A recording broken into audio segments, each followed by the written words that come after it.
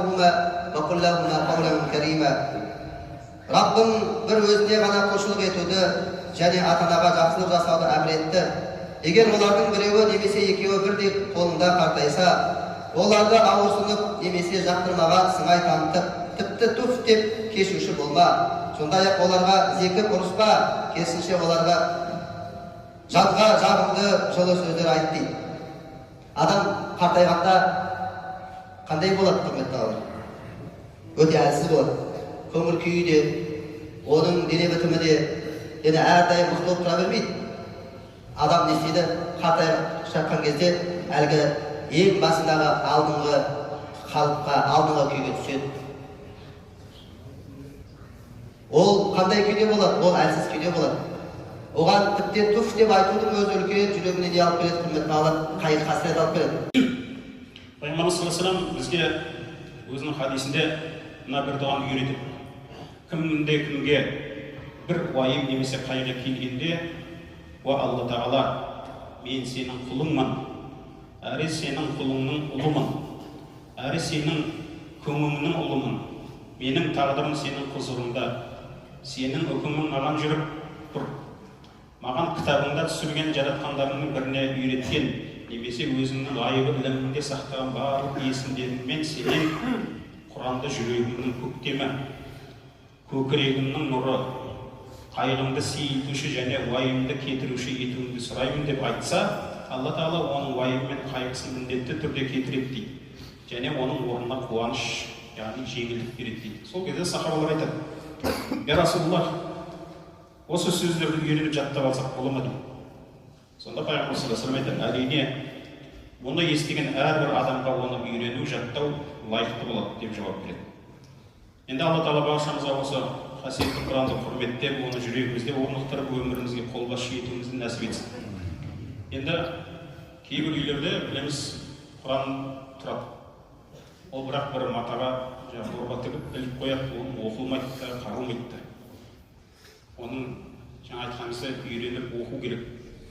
Ол бір сувенир емес, үйде тұрады. Сонда осы қоғамда былайша айтқанда екі жақтың арасындағы адамдар арасында бір-біріне деген махаббат, бір-біріне деген сенімділік күшейтеді екен.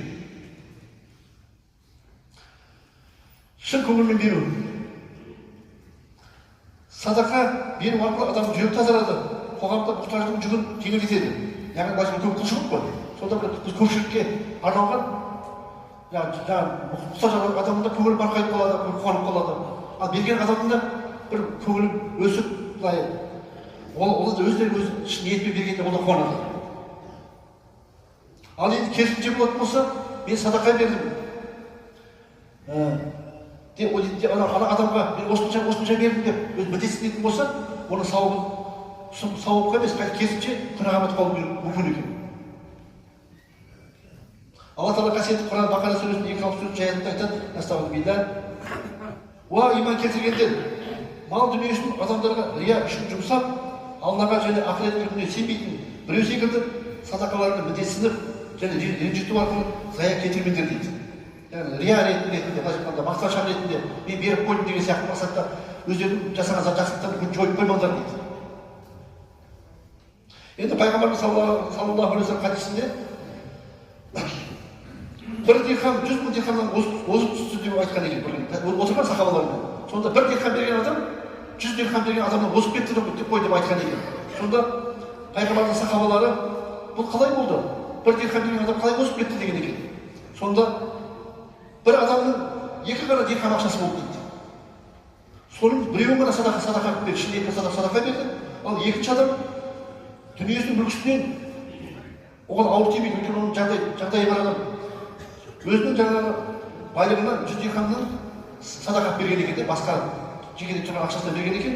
Сонда ана бірінші берген, аз берген адамның шын көңілмен берген садақасының өзі ниетпен берген садақасы асып кеткен ғой. Әрине, екеуінде сауап бірдей әрине, бірақ Алла Тағала адамның малдың көптігіне, берген садақаның көптігіне қарамайды, оның ниетіне қарайды екен. Пайғамбарымыз айтады: "Менің сүннетіме, Хулафа рашидиндердің халифаларының сүннетіне еріңдер. Оларды өте бекем ұстаныңдар" дейді. Бүгінде біз барлық мазхаб имамдары да сол пайғамбарымыздың сүннетін, хулафа рашидтердің сүннетіне аса берікпіз.